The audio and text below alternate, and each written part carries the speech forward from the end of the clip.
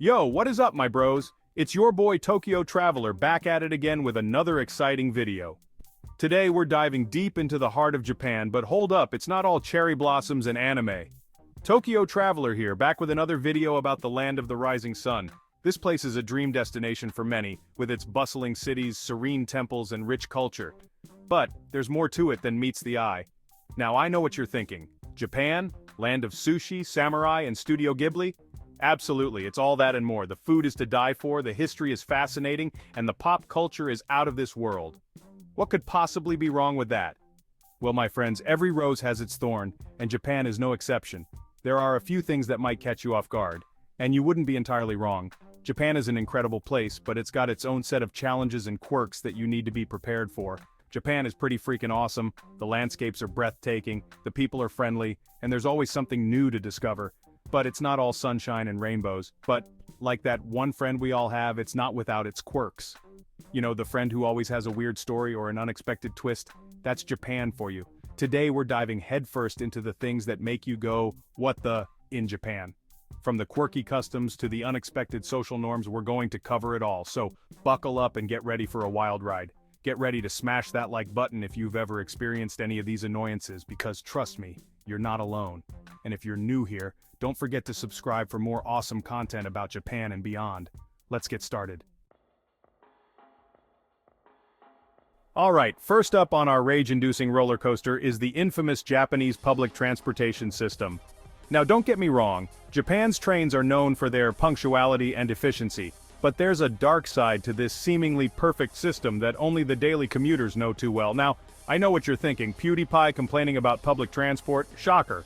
But trust me, even the most patient person can lose their cool in this scenario. But hear me out. Imagine this.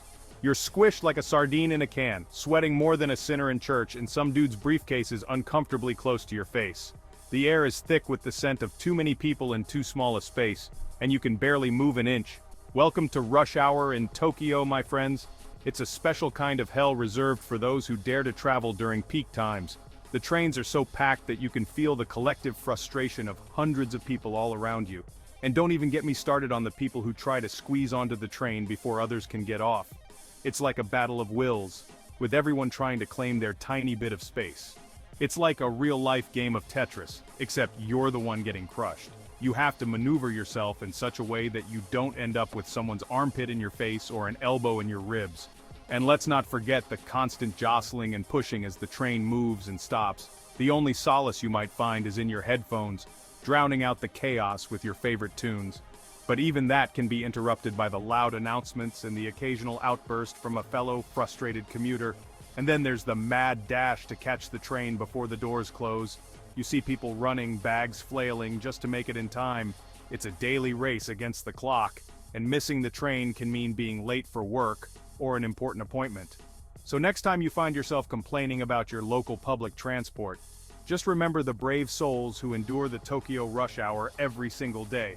It's a test of patience, endurance, and sometimes sheer willpower. Despite all this, there's a certain charm to the chaos.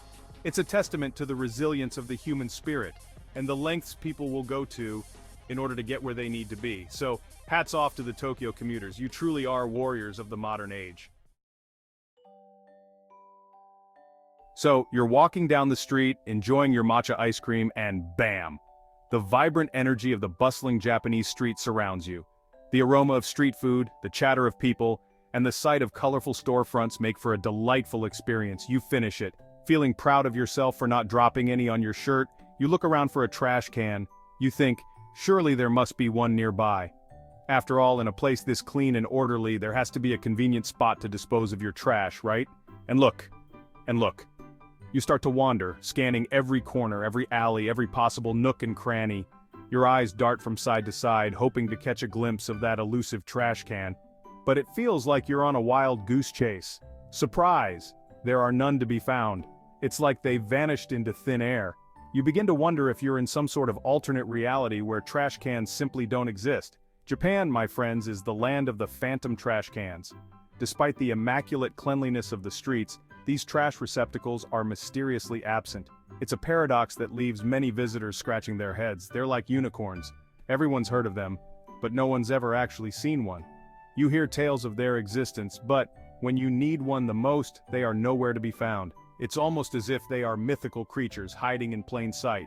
You end up carrying your trash around for hours, feeling like a walking garbage bag. Your once light and carefree stroll turns into a burdensome journey. Each step you take, the weight of your trash seems to grow heavier. Seriously, Japan, what's the deal with that? It's a question that baffles many.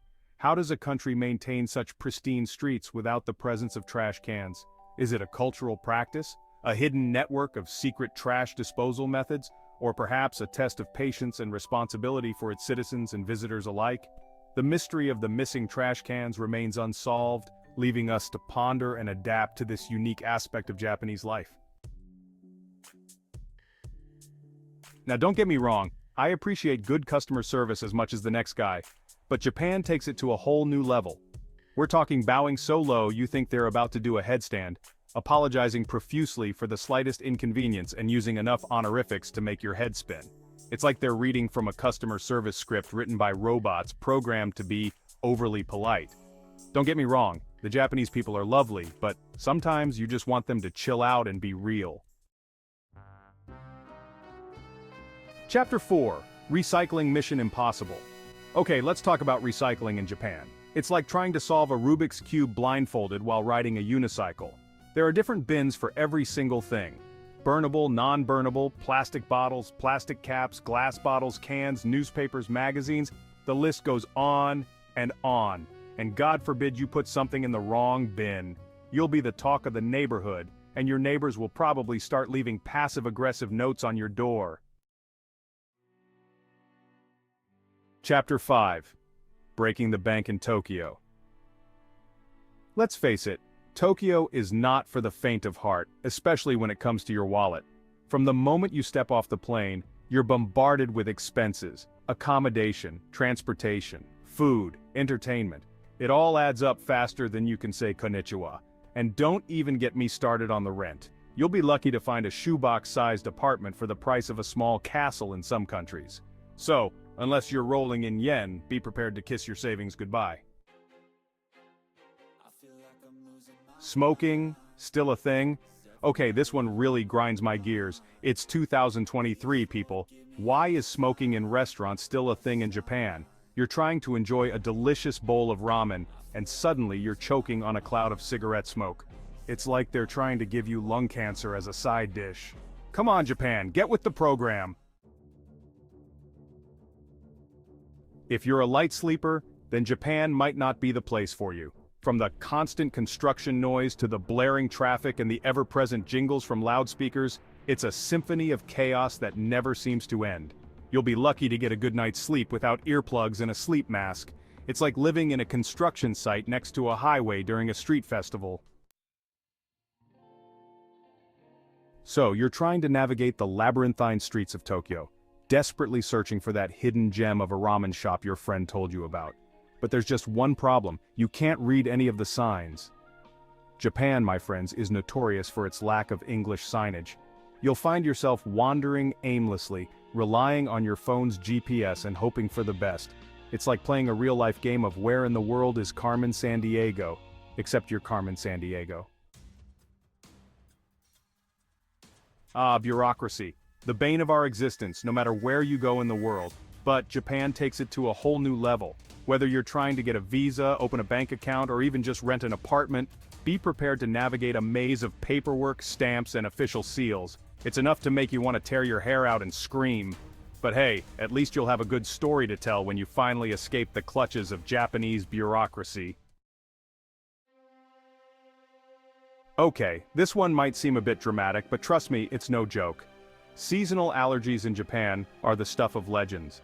During spring, the air is thick with pollen, and if you're prone to allergies, you'll be reaching for the tissues faster than you can say, kafunsho. That's Japanese for hay fever, by the way.